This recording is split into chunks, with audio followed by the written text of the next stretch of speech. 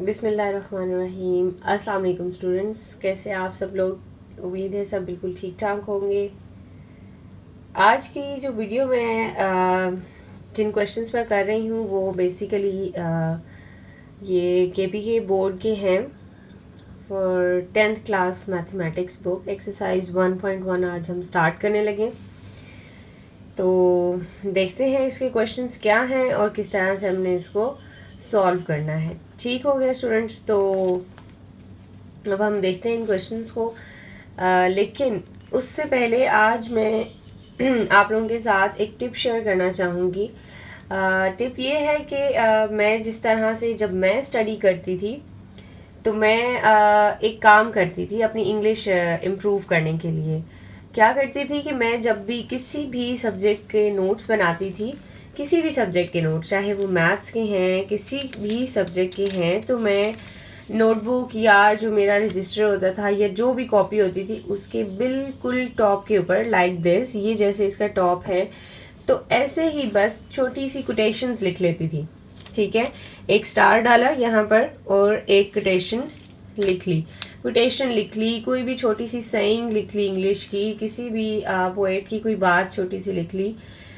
तो वो लिखने का फ़ायदा मुझे ये होता था कि जब भी मैं वो कॉपी खोलती थी या रजिस्टर खोलती थी तो मेरी ऊपर नज़र पड़ जाती थी उस लाइन पर। तो इस तरह मेरे दिमाग में वो इंग्लिश की जो बात है वो रह जाती थी और उसका फ़ायदा ये होता था कि जब भी मैं इंग्लिश का पेपर करती थी तो मुझे इस तरह से बहुत सारी कोटेशंस, बहुत सारी सेइंग्स जो हैं वो याद हो जाती थी। तो मैं उनको अपने उसमें कोट कर लेती थी और उसके लिए मुझे कोई ख़ास टाइम नहीं लगाना पड़ता था, क्योंकि डेली जब नोटबुक्स खुलती थी डिफरेंट सब्जेक्ट्स की तो हर कोटेशन पे मेरी नज़र पड़ जाती थी और मैं उन्हें एक दफ़ा पढ़ लेती थी।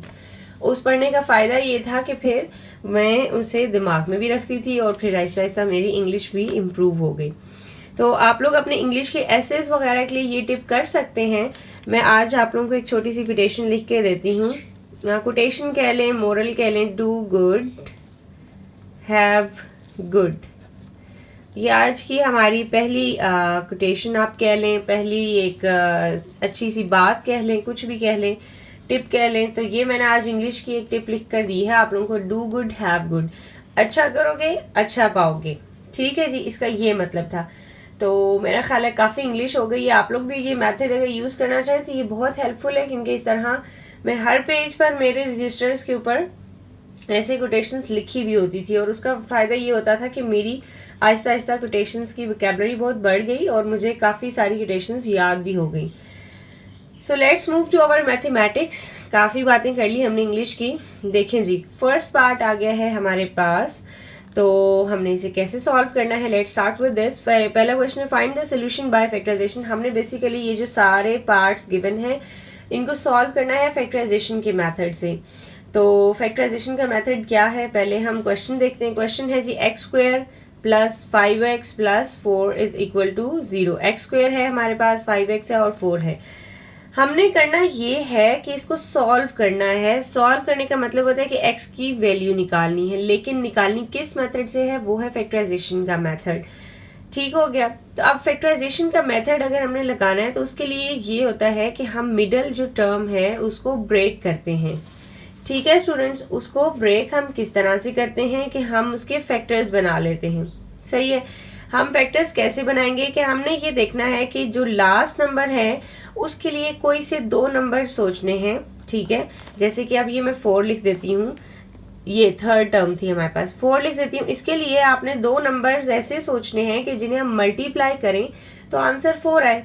ठीक है, तो उसके लिए हमारे पास दो ऑप्शंस हैं। एक तो पहले हम 2 2 जार 4 कर सकते हैं, या फिर 1 मल्टीप्लाई बाय 4 भी कर सकते हैं। ये दोनों ऑप्शंस ठीक हैं, इनसे आंसर 4 ही आता है। यानी अगर 2 और 2 को मल्टीप्लाई करें तो 4 आता है, या 1 और 4 को मल्टीप्लाई करें तब भी 4 आता है। हमें इसमें से कौन सा ऑप्शन लेना है, हमें इसमें से वो ऑप्शन लेना है कि जो दो नंबर जमा होकर 5 भी बनाए। ठीक हो गया। यानी अगर हमने ये 2 और 2 को मल्टीप्लाई किया है तो 4 आ गया है, लेकिन आप देखें कि अगर 2 और 2 को मैं ऐड करूं, 2 और 2 को ऐड करूं तो क्या वो 5 बनता है, यानी मिडल वाली टर्म बनती है? नहीं। तो इसलिए हम अब दूसरे ऑप्शन को देखेंगे, 4 और 1 को देखेंगे। 4 और 1 को ऐड करें तो आंसर आता है 5।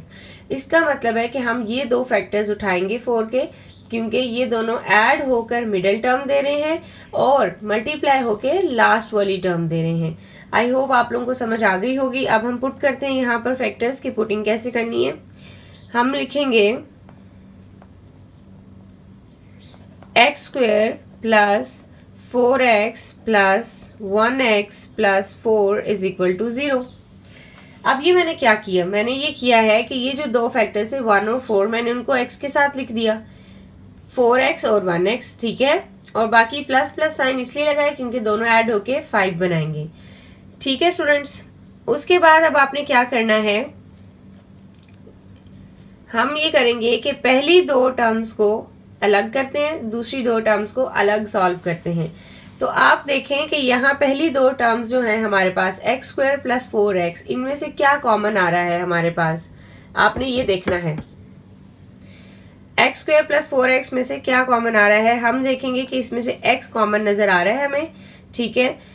x हमने कॉमन इसलिए निकाला क्योंकि दोनों में x नजर आ रहा है और एक ही x कॉमन निकालना है। वजह ये है कि जो दो टर्म्स हम लोग जिनमें से कॉमन ले रहे थे उनमें हमें सबसे छोटी पावर x की 1 नजर आई है, ठीक है। और जब भी कॉमन निकालते हैं तो हमेशा छोटी पावर को ही कॉमन निकालते हैं, ठीक हो गया।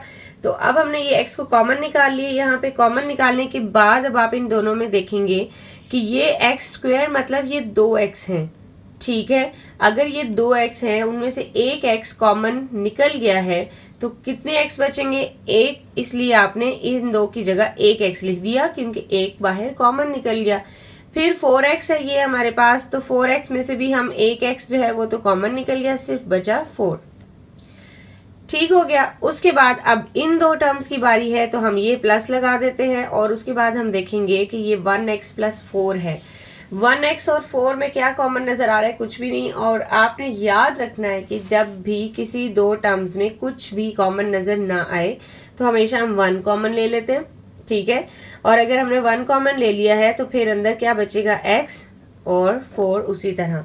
जब भी 1 कॉमन लेते हैं तो टर्म्स हमारे पास एग्जैक्टली सेम वापस आ जाती हैं, ठीक हो गया। अब आप देखें कि ये क्वेश्चन आपका कैसे मूव कर रहा है। आप ये देखें ब्रैकेट में दोनों टर्म्स आपको सेम नजर आ रही हैं, यानी यहाँ भी x प्लस 4 है, यहाँ भी x प्लस 4 है, ठीक है। अगर ये दोनों टर्म्स आपकी सेम हो जाए तो आप समझ जाएं कि आपने सही फैक्टराइजेशन की है। तो अब ये जो दो सेम हैं इनको हम एक दफा लिख देंगे और ये जो कॉमन्स लिए थे इनको मिलाकर हम एक ब्रैकेट में लिख देंगे, यानी x प्लस 1 और इज इक्वल टू 0। उसके बाद जब हम इस तरह दो ब्रैकेट्स आ जाती हैं तो सेपरेटली दोनों को 0 के इक्वल रखेंगे। x plus 4 is equal to 0। Now x plus 4 को अलग से 0 के इक्वल और x प्लस 1 को अलग से 0 के इक्वल रखेंगे हम जी। तो x की यहाँ से हमने वैल्यूज निकाल लेनी, x plus 1 is equal to 0 हमने लिख दिया है। तो अब हमने क्या करना है, x इज इक्वल टू -4 आ जाएगा और x इज इक्वल टू -1 आ जाएगा, ठीक हो गया। क्योंकि यहाँ पे 4 ऐड हो रहा था, दूसरी तरफ चल के सब्ट्रैक्ट, और इधर भी x plus 1 is equal to 0 था। जब 1 0 इक्वल टू की दूसरी साइड जाएगा तो -1। एंड में आपने सोल्यूशन सेट जरूर लिखना है। सोल्यूशन सेट आ जाएगा इसका हमारे पास -4 -1, ठीक हो गया। अब हम देखते हैं पार्ट नंबर 2 की तरफ। पार्ट नंबर 2 में आप देखें कि हमारे पास x माइनस 3 का whole square is equal to 4 है। अब पहले हमें ये ब्रैकेट खोलनी है, उसके बाद हम फर्दर सॉल्व करेंगे। ये ब्रैकेट खोलने के लिए मैं आपको फार्मूला बता देती हूँ। फार्मूला है a माइनस बी का whole square, a square minus 2ab plus b square. इस फार्मूले के अकॉर्डिंग मैं ये ओपनिंग करूंगी। इसमें x जो है वो a है और b जो है वो हमारे पास 3 है। तो इस फार्मूले में आप वैल्यू पुट कर दें, a स्क्वायर पहले आएगा यानी x का स्क्वायर आ जाएगा, माइनस 2ab, तो a हमारे पास x है और b हमारे पास 3 है, प्लस b का स्क्वायर, b यानी कि 3 का स्क्वायर इज इक्वल टू 4। अब ये हो जाएगा x square minus 2 3 6x plus 3 का स्क्वायर 9 इज इक्वल टू 4। अब हम 4 को भी इसी साइड ले आते हैं ताकि हम इसको फैक्टराइज कर सकें। Minus 6x plus 9 -4 is equal to 0। 4 को मैं इक्वल टू की इस साइड ले आई हूँ, ठीक है। अब आप लिखेंगे एक्स स्क्वायर माइनस 6x, 9 में से 4 माइनस हो जाएंगे क्योंकि प्लस माइनस माइनस होता है, 9 में से 4 जाएंगे 5 आ जाएगा, इज इक्वल टू 0 हो गया, ठीक है जी। उसके बाद अब आपने इसके फिर से फैक्टर्स बनाने हैं जैसे आपने यहाँ पर फैक्टर्स बनाए थे। तो फैक्टर्स के लिए अगेन मैंने आपको बताया था कि जो लास्ट टर्म है यानी जिसमें x नहीं होता, ये वाली टर्म, ठीक है, इसके हम फैक्टर्स बनाते हैं। तो ये देखें 5 हमारे पास कैसे आता है, 5 सिर्फ दो नंबर मल्टीप्लाई करने से आता है, 1 और 5, यानी 1 5 5 होता है। और मैंने आपको ये बताया था कि जो दो नंबर्स हम मल्टीप्लाई कर रहे हैं उनको अगर ऐड करें तो ऐड करके आंसर आना चाहिए मिडल वाली टर्म। तो हम 1 और 5 को अगर ऐड करें तो आंसर 6 आ जाता है। तो हम लिख देंगे x square minus 5x minus 1x plus 5 is equal to 0। अब ये मैंने माइनस माइनस क्यों लिखा है, क्योंकि यहाँ टर्म के साथ जो साइन होता है वो हमने बड़ी टर्म के साथ लिखना होता है, ठीक है। मिडल वाली टर्म के साथ माइनस था तो इसलिए यहाँ दोनों नंबरों में से बड़ा नंबर था 5, उसके साथ भी मैंने माइनस लगा दिए, ठीक है। अब मैंने उसके साथ अगर माइनस लगाया है तो दूसरे के साथ माइनस इस वजह से लगाया क्योंकि 5 में 1 मैंने ऐड करना था, और ऐड तभी हो सकता था कि अगर ये दोनों साइंस हमारे पास नेगेटिव होते, यानी सेम साइंस होते। अगर मैं प्लस लगा देती तो वो माइनस प्लस का मतलब माइनस हो जाना था। अब हम इसको सॉल्व करेंगे तो आप ये देखें कि एक्स स्क्वायर माइनस 5x, पहली दो टर्म्स में से क्या कॉमन नज़र आ रहा है, पहली दो टर्म्स में से x कॉमन आएगा तो हम लिख देंगे x minus 5। Next two terms में से हमें क्या कॉमन नज़र आ रहा है, कॉमन लेने से पहले आपने ये देखना है कि यहाँ पर है माइनस, इस माइनस को आपने क्या करना है, आपने -1 कॉमन ले लेना है क्योंकि दोनों में से कुछ सेम नहीं है। तो मैंने आपसे शेयर किया कि अगर कुछ भी सेम ना हो तो हम हमेशा 1 कॉमन लेते हैं। तो मैंने -1 यहाँ से कॉमन ले लिया, और कॉमन लेने के बाद यहाँ पर अब सिर्फ x और -5 आ जाएगा। अब ये गौर करने वाली बात है कि मैंने -1 कॉमन लिया है तो x -5 क्यों आया है। जब भी माइनस कॉमन लेते हैं, ठीक है, ब्रैकेट के बाहर अगर माइनस साइन हो तो अंदर वाले जो साइन होते हैं वो बदल जाते हैं, इसलिए ये x और साथ में प्लस की जगह -5 आ गया है, ठीक हो गया। उसके बाद अब आपने क्या करना है, ये दोनों ब्रैकेट्स देखनी है, ये सेम है, इसका मतलब है आपने क्वेश्चन बिल्कुल ठीक किया है। अब आप x -5 को अलग से लिख लें और x -1 को, ये दोनों जो कॉमन लिए थे इनको मिलाकर एक ब्रैकेट में लिख के इज इक्वल टू 0 करते हैं। अब यहाँ से अब आप क्या करेंगे, x -5 को अलग से 0 के इक्वल रखेंगे और x -1 को अलग से 0 के इक्वल रखेंगे। x की वैल्यू आ जाएगी 5 और x की वैल्यू आ जाएगी 1, और उसके बाद हम लिख देंगे सोल्यूशन सेट। सोल्यूशन सेट आ गया है हमारा 5 1। चलिए जी, ये आपका क्वेश्चन हो गया है कंप्लीट। थर्ड पार्ट को देख लेते हैं। थर्ड पार्ट में देखें कि हमारे पास है 10 और 3, यानी मिडिल टर्म है 3 और कांस्टेंट वाली टर्म है 10। तो 10 के ही हमने फैक्टर्स बनाने हैं। 10 जो है हमारे पास कब आता है, जब हम 2 को 5 से करें, ठीक है, या फिर 1 को 10 से करें, ठीक है। ये दो ही ऑप्शन है जब हमारे पास 10 आता है। लेकिन अब हमें बनाना 3 है, तो अब आप देख रहे होंगे कि 5 और 2 को ऐड करें तो 7 आता है, 10 और 1 को ऐड करें तो 11 आता है। तो हमारे तो फैक्टर्स नहीं बन रहे, तो इसमें कोई मुश्किल वाली बात नहीं है। इसमें यह है कि हमें दो काम करने होते हैं जब भी हमने मिडल वाली टर्म के फैक्टर्स बनाने होते हैं। उसमें यह होता है कि या तो जो दो नंबर्स फैक्टर्स बनते हैं या तो हम उन्हें ऐड करके वो मिडिल टर्म निकाल लें या उन्हें सब्ट्रैक्ट भी कर सकते हैं, ठीक है। अभी तक जो दोनों क्वेश्चंस किए थे उसमें हमने ऐड किया था, लेकिन यहाँ आप देखेंगे कि हमने कोई से दो जो है उनको हम सब्ट्रैक्ट भी करके हम देख सकते हैं कि हमारे पास आंसर 3 किस तरह से आता है, ठीक है। तो आप ये देखें कि 2 और 5 को अगर हम सब्ट्रैक्ट करें, 5 में से 2 अगर हम माइनस करें तो आंसर क्या आएगा, हमारे पास 3 आ जाएगा। तो चलिए लिखते हैं, यहाँ पर हम लिखेंगे plus 5x minus 2x minus 10 is equal to 0। अभी 5 के साथ मैं आपको बता रही हूँ कि प्लस इसलिए लिखा है क्योंकि जो साइन मिडल वाली टर्म के साथ होता है वही हम बड़ी वाली वैल्यू के साथ लगाते हैं। यानी दोनों जो फैक्टर्स थे उनमें से बड़ी वैल्यू के साथ हमने 5 के साथ प्लस लगा दिए हैं, सही हो गया। उसके बाद हमने 2 के साथ माइनस इसलिए लगाया ताकि प्लस माइनस माइनस होके 5 में से 2 माइनस हो और आंसर आ जाए 3। बाकी मैंने -10 उसी तरह से लिख दिया है। अब आप फर्स्ट 2 टर्म्स में से कॉमन निकाल लीजिए। फर्स्ट 2 टर्म्स में से क्या कॉमन आ रहा है हमारे पास, x कॉमन आ रहा है, तो हम लिखेंगे x + 5। नेक्स्ट 2 टर्म्स में से -2 कॉमन आ रहा है। -2 इसलिए क्योंकि 2 के टेबल में ये 10 आता है, ठीक है। तो -2 कॉमन लिया है, x बचेगा और माइनस की वजह से अंदर वाला साइन बदल जाएगा। और अब आपने 2 5s are 10 लिखना है यहाँ पर। आप यहाँ पे डायरेक्टली जो है वो 10 नहीं लिख सकते क्योंकि आपने 2 कॉमन निकाला था, तो इसलिए अब आप करेंगे 2 5s are 10। आपने इसलिए यहाँ पर 5 लिख दिया है, ठीक हो गया। उसके बाद x + 5 जो सेम ब्रैकेट्स थी वो आपने यहाँ पर लिख दी और उसके अलावा x - 2 जो आपने कॉमन निकाले थे उन्हें एक ब्रैकेट में लिख दिया है। नेक्स्ट अब आपने क्या करना है, x + 5 को = 0 रखना है और x - 2 को भी = 0 रखना है। यहाँ से x की वैल्यू आ जाएगी -5 और x की वैल्यू आ जाएगी 2। सोल्यूशन सेट अब आप क्या लिखेंगे, यहाँ पर सोल्यूशन सेट आ जाएगा हमारे पास -5 और 2। ये हमारा पार्ट जो है वो कंप्लीट हो गया है। अब हम चलते हैं पार्ट नंबर 4 की तरफ। पार्ट नंबर 4 हमारे पास है जी 6x² - 13x + 5। इसमें भी आपने फैक्टराइजेशन ही करनी है, लेकिन इसमें एक नया कॉन्सेप्ट भी आ गया है। अब आपने वो देखना है कि पहले आपने जितने भी क्वेश्चंस किए हैं उन सब में x² वाली टर्म के साथ कोई भी नंबर मौजूद नहीं था, ये सब x² अकेले थे, ठीक है। लेकिन अब आप देख सकते हैं कि x² के साथ 6 भी आ गया है, तो अब हमें इसकी फैक्टराइजेशन के लिए थोड़ा डिफरेंट मेथड यूज़ करना पड़ेगा। तो उसके लिए पहले मैं आपको बता देती हूँ कि आपने क्या करना है। आपने पहले हमेशा क्या करना है कि अगर x² के साथ कोई नंबर हो तो उसको कांस्टेंट वाले नंबर के साथ मल्टीप्लाई कर लें, ठीक है। यानी 6 को 5 से आप पहले मल्टीप्लाई कर लें तो आपके पास आंसर आ जाएगा 6 × 5 30।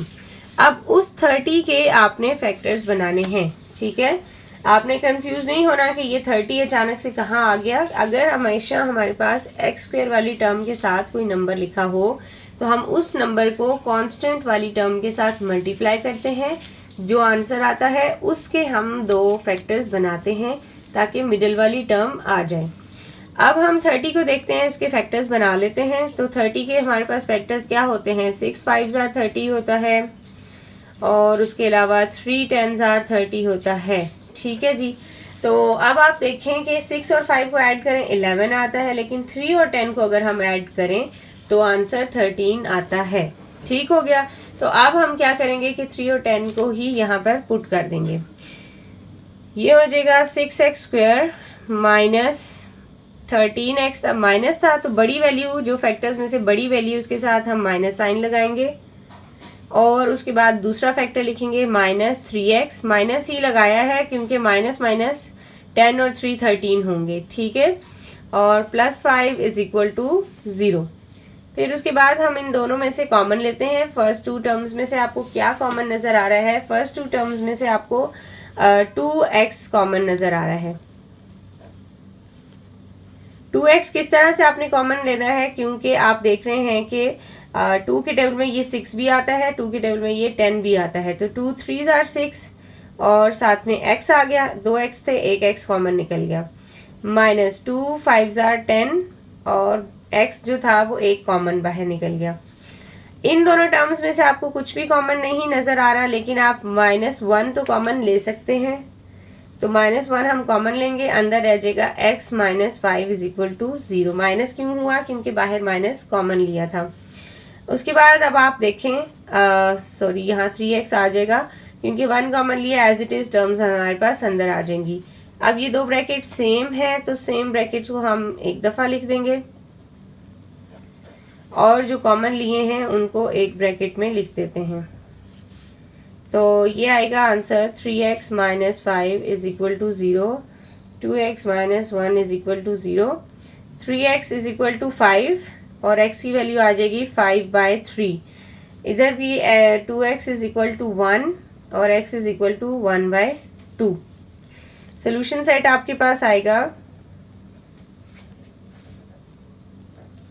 5/3 1/2।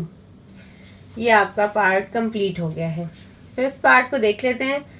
फिफ्थ पार्ट में आपके पास थोड़ी और नई फॉर्मेशन है। तो पहले हमेशा हम यही करते हैं कि ब्रैकेट्स अगर हैं तो उन्हें ओपन करते हैं और फिर हम लोग आगे क्वेश्चन सॉल्व करते हैं। तो चलिए हम ब्रैकेट्स ओपन करते हैं। 3 को पहले हम यहाँ मल्टीप्लाई करेंगे तो ये आएगा 3x² माइनस 3 1 जार 3। फिर 4 को x से करें तो 4x और 4 1 जार 4। सारी टर्म्स को उठाकर एक साइड ले आते हैं तो ये आ जाएगा 3x² minus 3 minus 4x minus 4 is equal to 0। ये सब को मैं इक्वल टू से इस तरफ ले आई हूँ। अब आप देखें कि ये 3x² है और ये -3 और -4, -3 और -4 दोनों ऐड हो जाएंगे, क्योंकि जब भी माइनस माइनस आता है तो हम नंबर्स को प्लस कर देते हैं। और ये -4x आप पहले लिखें और -3 -4 को ऐड करके -7 इज इक्वल टू 0 लिख दीजिए। अब फिर से हमने देखना है कि x² के साथ एक नंबर आ गया है, तो हम इन दोनों को आपस में मल्टीप्लाई कर लेते हैं। 3 7 जार 21, तो 21 के हम फैक्टर्स बनाएंगे। 21 के फैक्टर्स वही आप 3 7 जार 21 होता है। तो हम अब यहाँ से देखते हैं कि अगर हम 7 और 3 को सब्ट्रैक्ट करें तो 7 में से 3 सब्ट्रैक्ट होने के बाद आंसर आ जाता है 4। तो 3x² माइनस बड़ी वैल्यू के साथ हम माइनस लगाएंगे, क्योंकि यहाँ वाली टर्म के साथ जो साइन था वही बड़ी वाले फैक्टर के साथ लगाते हैं। और x जो होता है वो उसी तरह हम दोनों नंबर्स के साथ लिख देते हैं। Plus 3x minus 7 is equal to 0। दोबारा से बता रही हूँ कि मैंने माइनस और प्लस क्यों लगाया, क्योंकि माइनस प्लस का मतलब है माइनस, तो 7 में से 3 माइनस होकर आंसर आ जाएगा 4। अब आप देखें कि ये आपने इसका आंसर्स लिख लिए हैं, ठीक है। हम लोग इसके बाद क्या करेंगे कि हमारे पास कुछ भी क्योंकि कॉमन नहीं आ रहा, फर्स्ट 2 टर्म में से सिर्फ x कॉमन आ रहा है, तो हम लिख देंगे 3x माइनस 7, ठीक हो गया। और इन दोनों में से क्या कॉमन आ रहा है, कुछ भी नहीं, तो 1 कॉमन लेंगे और अगेन 3x माइनस 7 लिख देंगे। अब आप देखें ये दोनों ब्रैकेट सेम हो गई हैं, तो हम लिखेंगे 3x minus 7 into x plus 1 is equal to 0। Separately दोनों को इक्वल टू 0 रखते हैं और फिर हम x की वैल्यू निकाल लेते हैं। यहाँ से आएगा हमारे पास 3x इज इक्वल टू 7 और x की value,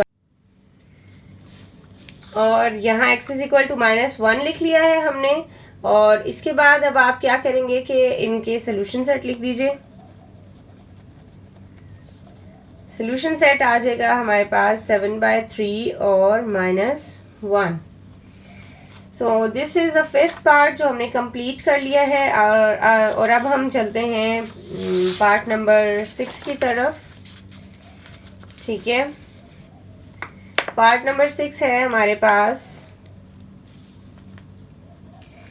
x into 3x minus 5 is equal to x minus 6 into x minus 7। तो स्टूडेंट्स इसको भी देख लेते हैं हम लोग। अगेन ब्रैकेट्स ओपन करने लगे हैं पहले हम। तो ब्रैकेट्स में अब आप जब ओपन करेंगे तो आप क्या करेंगे, सबसे पहले x को 3x माइनस 5 से मल्टीप्लाई कर देंगे। x को 3x से करेंगे तो ये आएगा 3x का स्क्वायर माइनस 5x, ठीक है, ये आ जाएगा। और उसके बाद अब आपने इन दो ब्रैकेट्स को भी मल्टीप्लाई करना है। तो इन दो ब्रैकेट्स को आप किस तरह से मल्टीप्लाई करेंगे ये भी आप देख लीजिए, ठीक है।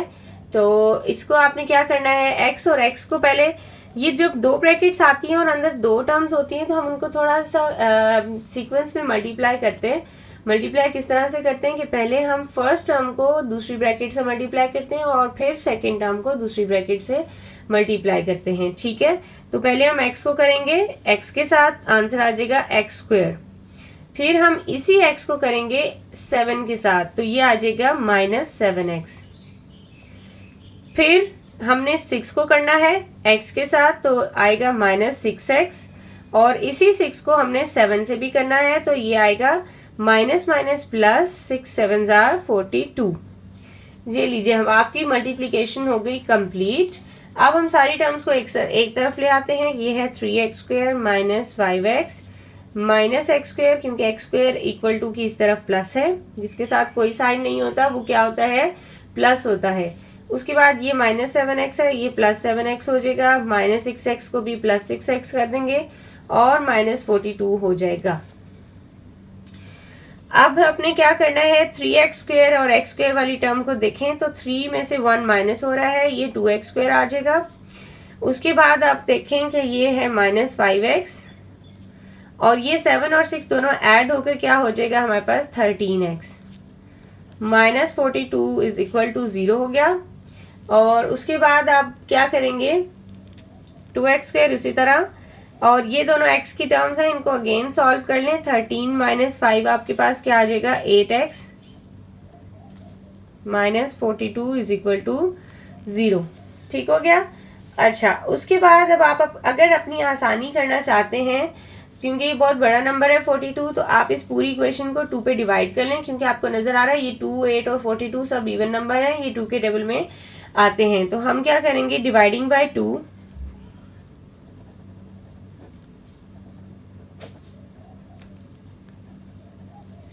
(2x² + 8x - 42) डिवाइडेड बाय 2 करना है हमने। इसको अलग अलग सबको डिवाइड कर लें, बेहतर ये है।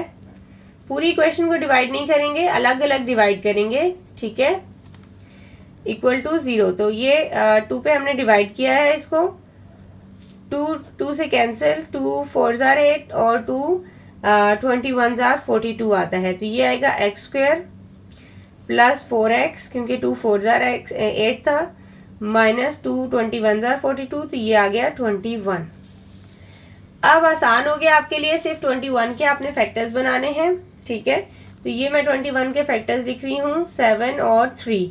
7 और 3 को आप देखें, अगर 7 में से 3 को मैं माइनस करूं तो आंसर आता है 4, जो कि हमारी है मिडिल टर्म, ठीक है। तो अब आपने क्या करना है, x² + 7x - 3x - 21 is equal to 0 कर देंगे। अब इसमें आपने क्या करना है, फर्स्ट 2 टर्म्स को कॉमन ले लीजिए, x कॉमन आ रहा है, x + 7 आ जाएगा। इधर से -3 कॉमन ले लें, और x + 7 क्यों आएगा, क्योंकि 3 7 जार 21 होता है। उसके बाद x + 7 और x + 7 सेम आएंगे, और जो ये कॉमन लिया है उनको भी आप इस तरह से लिख के इज इक्वल टू 0 कर देंगे। x + 7 is equal to 0, x - 3 is equal to 0। x का आंसर -7 आएगा और x का आंसर +3 आ जाएगा, क्योंकि दोनों इक्वल टू की दूसरी साइड मूव कर गए हैं। और उसके बाद फाइनली आपका सोल्यूशन सेट आएगा -7 और 3। तो ये क्वेश्चन नंबर 1 था एक्सरसाइज 1.1 का, जो कि कंप्लीट हो गए हैं। सारे के सारे पार्ट्स हमने 6 पार्ट्स कंप्लीट कर लिए हैं, ठीक है। तो इंशाल्लाह नेक्स्ट वीडियो में मैं आपके पास क्वेश्चन नंबर 2 के सारे पार्ट्स लेकर आऊँगी और फिर हम उनको सॉल्व करेंगे। आप लोग ये क्वेश्चन देखिएगा और मुझे अपनी फीडबैक ज़रूर दीजिएगा, आप लोगों को क्वेश्चन समझ आए हैं या नहीं। Thank you so much for watching. अपना ख्याल रखिए।